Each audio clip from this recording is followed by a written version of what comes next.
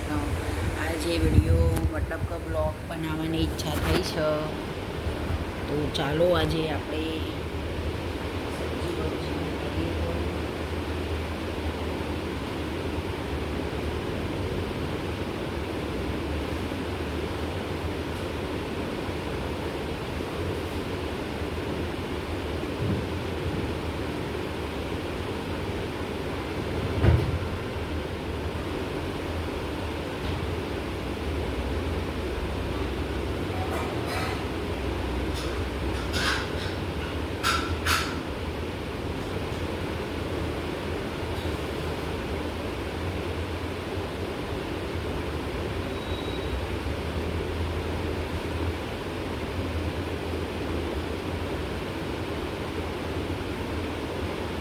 કિલોળી બટાકાની સબ્જી બનાવવાની છે આજે.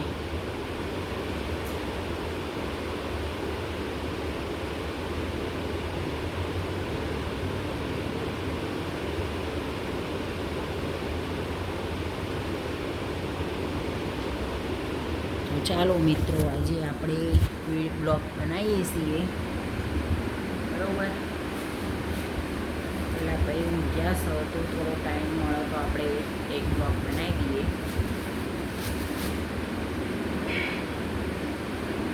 કાલે હું તાજી તાજી સબ્જી લાવી હતી. કાલે જઈ હતી બજારમાં સબ્જી લેવા.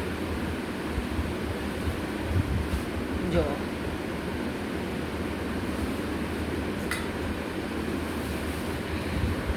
મોટી મોટી કિલોડી હે.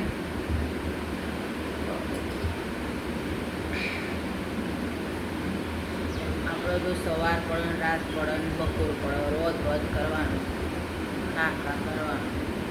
બપોરે નેટ 2-2:30 વાગે નવરત લઈએ, કલાક જેવું વાડું પડવાનું અને પાછું ફટ લઈને રોધવાનો ટાઈમ થઈ જાય. બોલો શું જિંદગી છે નહીં આપણી.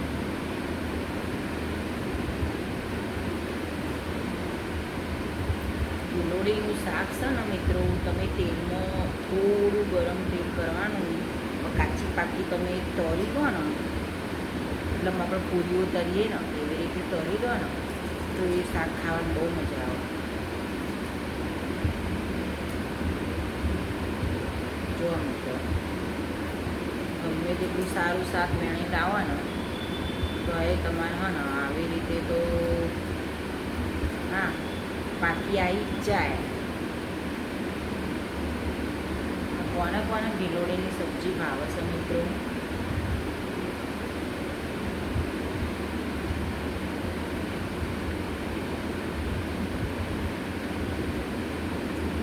શાક સમારવાનું, પછી ડુંગળી કહેવાય, લોટ બાંધવાનું, રોટલી કરવાનું, આ બધાનું મશીન આવો, આ બધાનું મશીન આવો તો કેવું સરસ કહેવાય ને મિત્રો.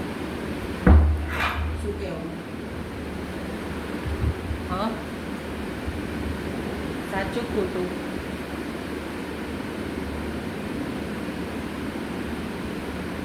કોને કોને ગિલોડીની સબ્જી ભાવે છો એ જરા કહેજો મિત્રો, પ્લીઝ કમેન્ટ કરજો.